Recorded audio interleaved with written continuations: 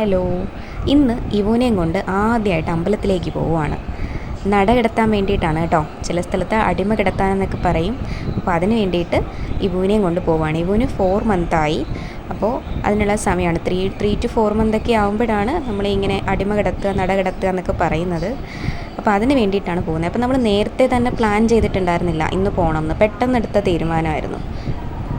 അപ്പോൾ നട കടത്താൻ വേണ്ടിയിട്ടുള്ള തോർത്ത് ഞാനിവിടെ അടുത്തൊരു കടയിൽ നിന്ന് വാങ്ങിയിട്ട് ഞാൻ നേരെ അമ്പലത്തിലേക്ക് പോവുകയാണ്.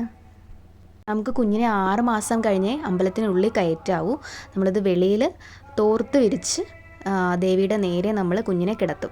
അപ്പോൾ അതിനായിട്ട് ഞാൻ ഇവന് കുഞ്ഞൊരു മുണ്ട് പോലത്തെ വാങ്ങിയിട്ടുണ്ടായിരുന്നു. അപ്പോൾ അത് ഞാൻ അവന് ഉടുപ്പിച്ച് കൊടുത്തു. എന്നിട്ട് അവനെ അമ്മയാണ് കിടത്തിയിട്ട് ഇങ്ങനെ ഈ പുണ്യവെള്ളം ഇങ്ങനെ അവൻ്റെ പുറത്തോട്ട് കുടഞ്ഞു കൊടുക്കും. അപ്പോൾ അതിങ്ങനെ കുടഞ്ഞു കൊടുക്കുകയാണ്. അപ്പോൾ അവൻ കരയുന്നതൊന്നുമില്ല, ആളിങ്ങനെ നോക്കി കിടക്കുകയാണ്.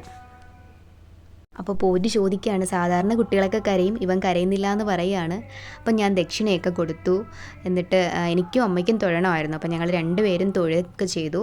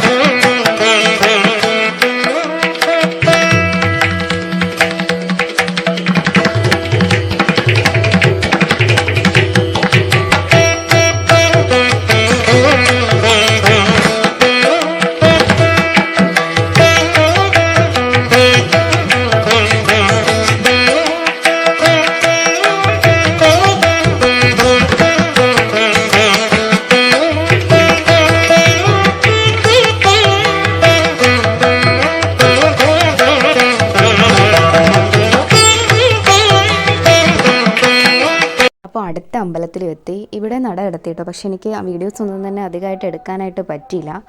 ഞാൻ കുറച്ച് ബാക്ക്ഗ്രൗണ്ട് വീഡിയോസൊക്കെ എടുത്തുവെങ്കിലും എനിക്ക് കിടത്തിയ വീഡിയോസൊന്നും എടുക്കാൻ പറ്റില്ല. അപ്പോൾ കുറച്ച് ഫോട്ടോസ് എടുത്തിട്ടുണ്ട്. അത് ഞാൻ ഈ വീഡിയോയുടെ ലാസ്റ്റായിട്ട് അറ്റാച്ച് ചെയ്യുന്നുണ്ട്.